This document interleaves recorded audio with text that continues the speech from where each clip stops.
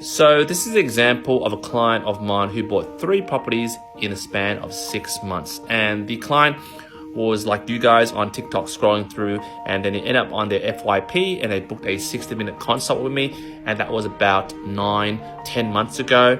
And this is a breakdown of their scenario. So again, not disclosing names due to privacy, and I do have their permission to sort of generally talk about this. So basically we have 2 clients, so 2 males. One is an IT manager, his partner is a marketing manager, and they happen to have 2 kids.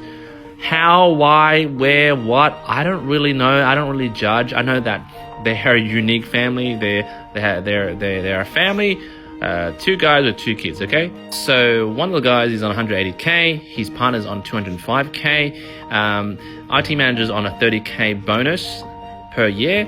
This guy gets 60K bonus.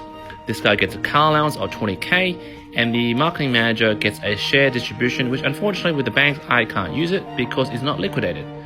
Now, in terms of me doing my preliminary assessment, in terms of looking at income for the IT manager, we use his base income, which is 180K, and he gets super on top, not inclusive because banks don't use super. And then for the 30K bonus, the banks don't use 100%, they use 80%, which works out to be $24,000 plus 180K over here. So we got about 204K, and then the car allowance is 20K, and then we are allowed to use 20% of that. So then we'll be using 224,000. Now for his partner, he's on 205K base and 60K bonus. So again, 60K, hitting 80%, that's 48,000 plus 205K,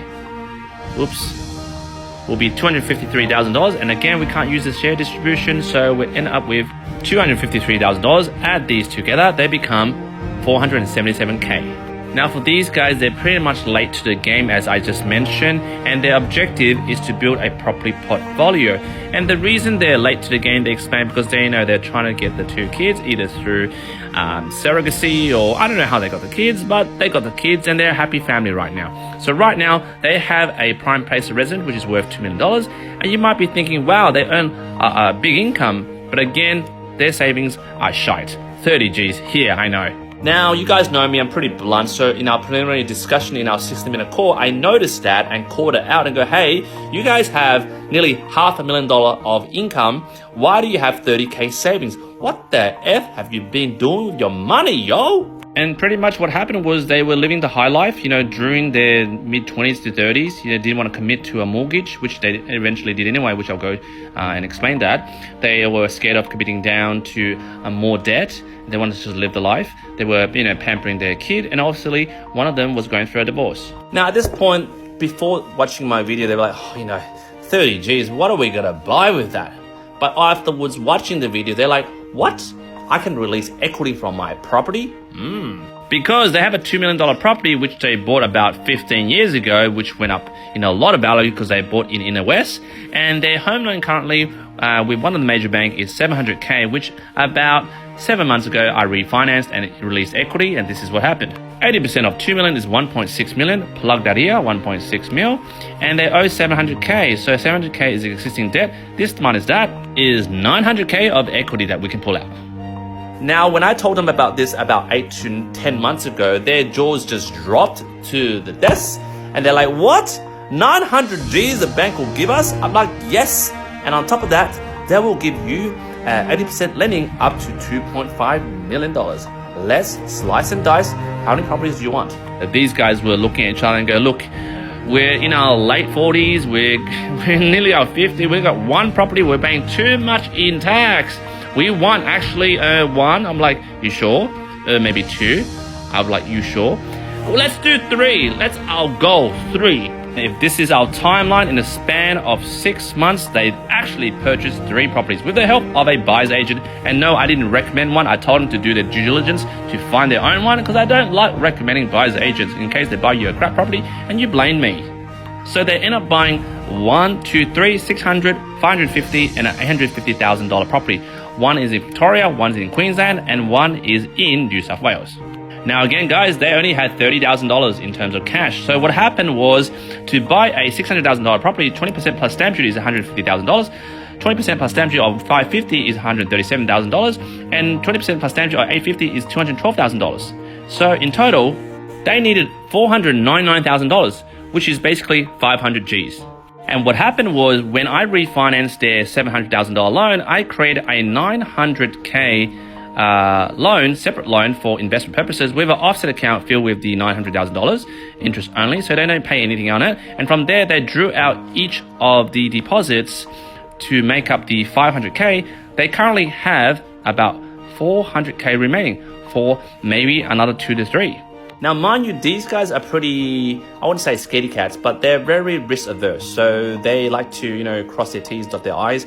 That's why they took that long during the due diligence phase before they even decide to use me. And then we got a pre-approval. They're ahhing, what should I do? Should we get 700, 900 cash out? They eventually, thought about it. Also spoke to a financial planner and an accountant and said, let's do it. And in the span of 6 months, aggressively bought 3 properties. So right now, in hindsight, these 3 properties, they're actually negative geared because that's their strategy, because they're paying too much in tax from over here.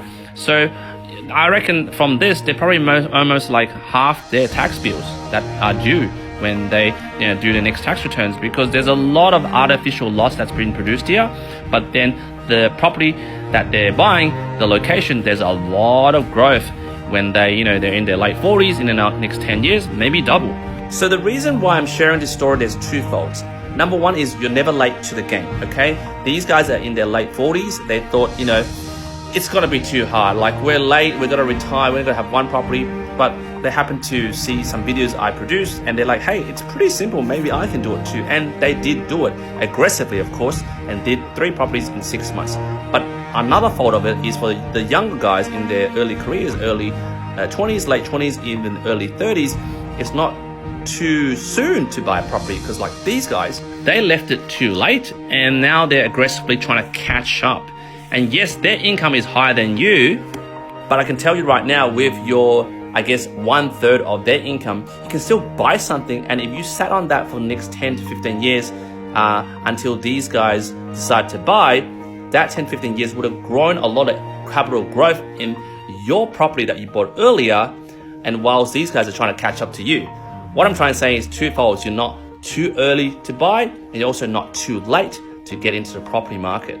But again, guys, I do encourage you to do your due diligence. I break it down for most of my clients, what they're getting into, what are the repayments, what are the rates, what does the timeline look like? Are they speaking to a buyer's agent? Are they speaking to an accountant? Are they speaking to a financial planner? Getting all that homework done first before they get into the property market. And yes, again, this is a long video, but for those that watched thus far, it means you're the right clientele to speak to me, because you have the patience to really go through the fine print, cross the T's, dot the I's before you get into the property market. Do it properly, don't rush, and hopefully I get to speak to you soon. Jump in the comments, let me know if you have any questions.